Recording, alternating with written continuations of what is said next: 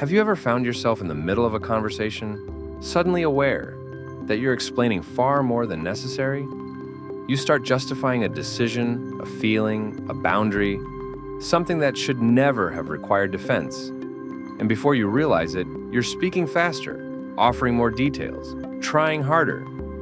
You watch the other person's expression remain unchanged, while your body tightens, your chest contracts, and that familiar knot forms in your stomach. There's a quiet moment of recognition when you realize you're doing it again, explaining choices no one questioned, defending decisions that were already yours to make, trying once more to prove that you deserve what you've chosen for your own life.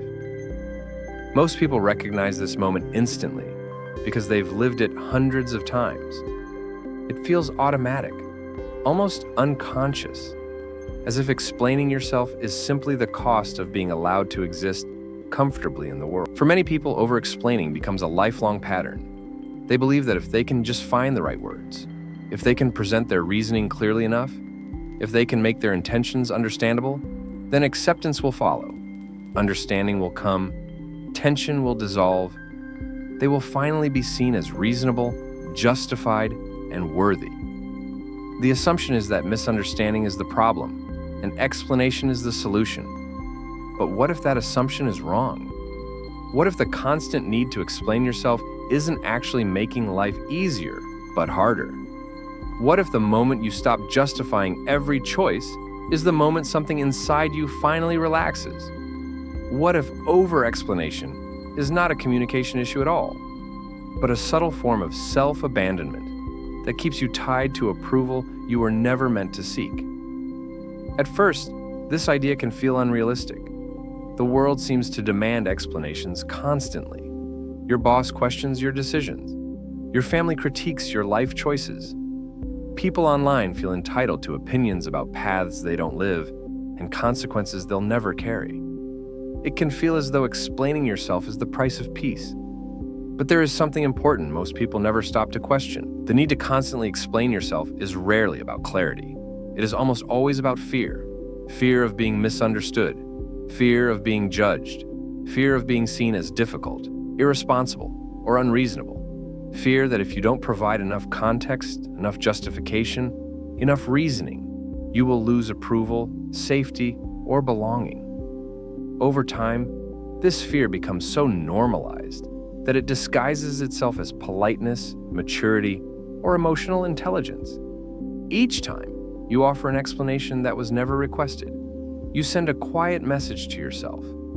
You tell yourself that your choices require permission, that your feelings must be validated externally to be legitimate, that your peace is secondary to the comfort of others. Without realizing it, you begin to prioritize how you are perceived over how you actually feel. You start shaping your decisions not around what is aligned, but around what will be easiest to defend. This pattern doesn't make you clearer, it makes you smaller. It teaches your nervous system to remain in a constant state of defense, scanning for potential disapproval and preparing explanations in advance. Over time, this becomes exhausting. You replay conversations. You refine arguments no one asked for. You live one step removed from yourself, always anticipating judgment instead of trusting your own internal compass. One of the most important distinctions you can learn is the difference between clarification and justification. Clarification is offered when there is mutual respect and a genuine need for understanding. Justification is demanded when someone feels entitled to evaluate, control, or override your choices. These two may sound similar on the surface, but they feel very different in the body. Think about the last time someone made you feel as though you needed to explain yourself. Was their curiosity rooted in care or in control? Were they seeking understanding or authority over your decision? People who respect you do not require you to exhaust yourself proving your reasoning. They may not always agree, but they trust that you are capable of making choices based on your own experience and information. They don't treat your life like a debate that must be won. When you habitually explain yourself to those who demand justification, You unintentionally train them to believe that your boundaries are flexible, your decisions are open to negotiation, and your autonomy is conditional. Every unnecessary explanation becomes an invitation for commentary, critique, and interference. Over time, this dynamic erodes self-trust. You stop asking yourself what feels right, and start asking what will be acceptable. In contrast, people who don't over-explain move through the world differently. They communicate clearly when communication is needed, but they don't perform for approval. They understand that not every question deserves an answer, and not every opinion requires engagement. Their confidence doesn't come from dominance or indifference, but from an internal sense of authority that doesn't need to be defended. When you begin to stop explaining yourself, something unexpected happens. The external resistance becomes visible, but so does the internal resistance. You may feel guilt for not elaborating. You may worry that you appear rude, distant, or unkind. You may notice an almost reflexive urge to fill silence with justification, as if quiet itself were a problem to be solved. This discomfort is not a sign that you're doing something wrong. It is a sign that deeply ingrained conditioning is loosening its grip. Many people have been taught that being good means being agreeable, that being mature means being accommodating, and that being loving means making others comfortable at your own expense. Over-explaining becomes a way to manage other people's emotions, even when those emotions are not your responsibility. Letting go of this habit requires learning to sit with discomfort, both yours and theirs, without immediately trying to resolve it. As you practice allowing your decisions to stand on their own, you begin to notice tangible changes. Your mind becomes quieter because you are no longer rehearsing defenses. Your body relaxes because it is no longer bracing for judgment. Your relationships shift as people learn how to engage with you without expecting access to your reasoning. Some will adapt and respect this new clarity.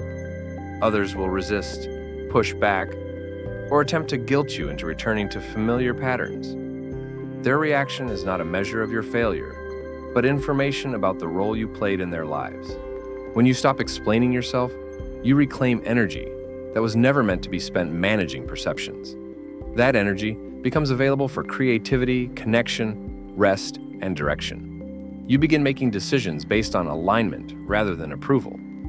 You discover that most of the stress you carried was self-imposed, created by the belief that your worth needed constant confirmation. You do not owe everyone access to your inner process. Your life is not a committee decision. Your choices are not public property. Peace does not require permission. The people who genuinely belong in your life will not demand that you justify your existence to them. They will trust you because they trust your relationship with yourself. So, start simply. The next time someone asks you to justify a decision that harms no one, allow yourself to answer without explanation. Let the silence remain. Notice that the world continues. Notice that their discomfort does not become your burden. Notice how much lighter it feels to stand in your choice without defending it. The quiet power you've been searching for isn't something you acquire. It's something you remember the moment you stop explaining yourself to people who were never meant to understand you anyway. And that moment is always available to you right now.